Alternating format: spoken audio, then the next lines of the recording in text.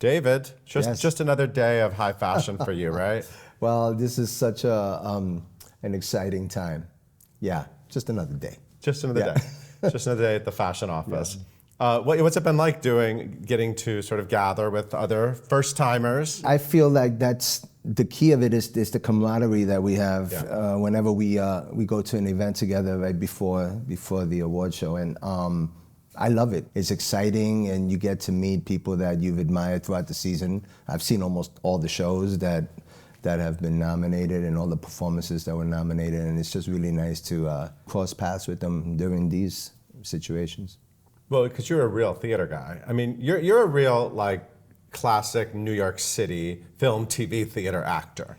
Well, yes, I've been doing it for a while. And I've admired you in all of those mediums for many years. So it's exciting to see this moment happen. It is. I was pleasantly surprised, and I'm so thankful. And it's just a blessing. Is doing the show alone is enough of a blessing for me. But for this was even When did the acting dream start? Oh, it was late. I was a New York City police officer for like 15 years, and halfway into that, I said, I think I want to try acting because it's what I've always wanted to do. It's always been like, it was always a dream in the back of my head to like just maybe one day. I probably had the guts to even go for it, and I did, and everything just fell into place. I fell in love with it, and it's what I want to do for the rest of my life. So you had the dream when you were a kid, but you just sort of went down a more traditional path. Exactly. I just came from a blue collar family, so there wasn't. I think I mentioned it once when I was 13, and my father was like, "What?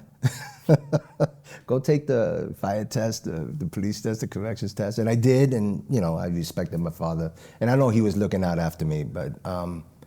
When I had the opportunity, I was like, finally say, I'm gonna give this a shot and see how it goes, and I was very fortunate. And you work hard, but a lot of people work hard. It's like you have to fall into the right people, fall into the right situation, circumstance, and had opportunities that I was able to identify and say, I would like to, try that. So, and I met a lot of lifelong friends during the process of it, and I learned a lot from everybody.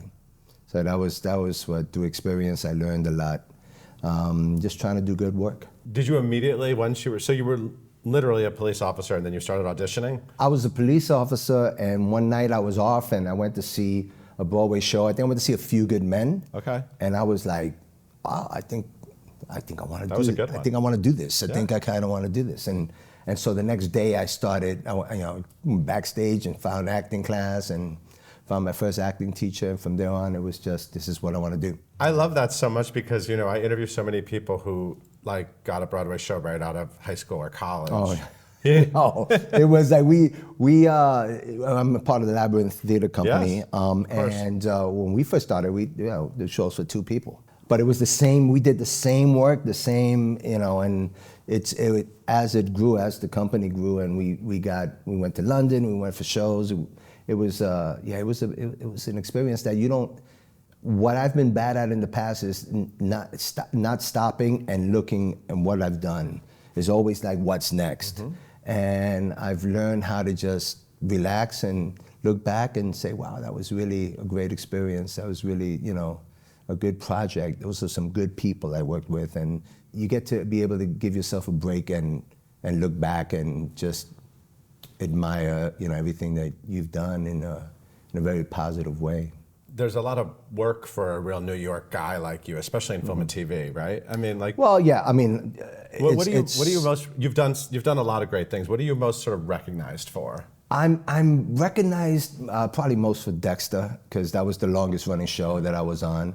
But every once in a while, I'll get recognized for like Oz, when I was a lot younger. And I remember this teenager stopped me on the train saying, were you on Oz? But he wasn't quite sure because it was 25 years ago. So he was like looking at me and but yeah, Oz and Dexter and Gotham and a certain role. And then also for theater, I did a lot of really great plays that were directed by Philip Seymour Hoffman, Jesus Hop the A Train, Our Lady of 121st Street. Those were like, so a lot of theater people remember me from that. And you know. But yeah, it's really very nice when someone recognized me for something that was such a long time ago, and it wasn't really not well received, but it wasn't widespread. It's a good feeling. You're the kind of guy who, when I find out you're nominated for a Tony and you have a moment like this, I'm just like, yes, yes. It's like, you know, in my head, you deserve like a lifetime achievement Tony. You know?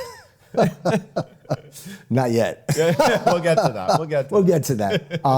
No, I'm so fortunate. You know, I found out I was speaking with drama students in the University of Wyoming with my son, who's also a teaching artist in schools, and that day was his birthday, my son's birthday, May 2nd.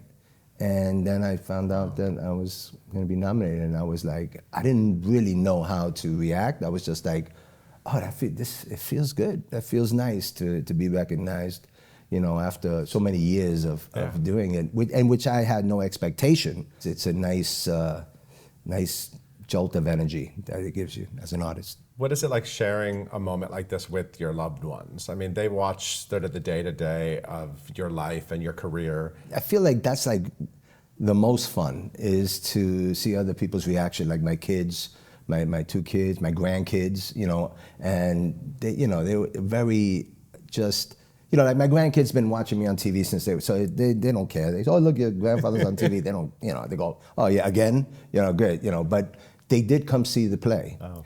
And it was the first time that my 9-year-old granddaughter was like, oh, Papa, you're really good in this. And I kind of like, that hit me more than any review or any other thing that would have happened. So I was very thankful for that.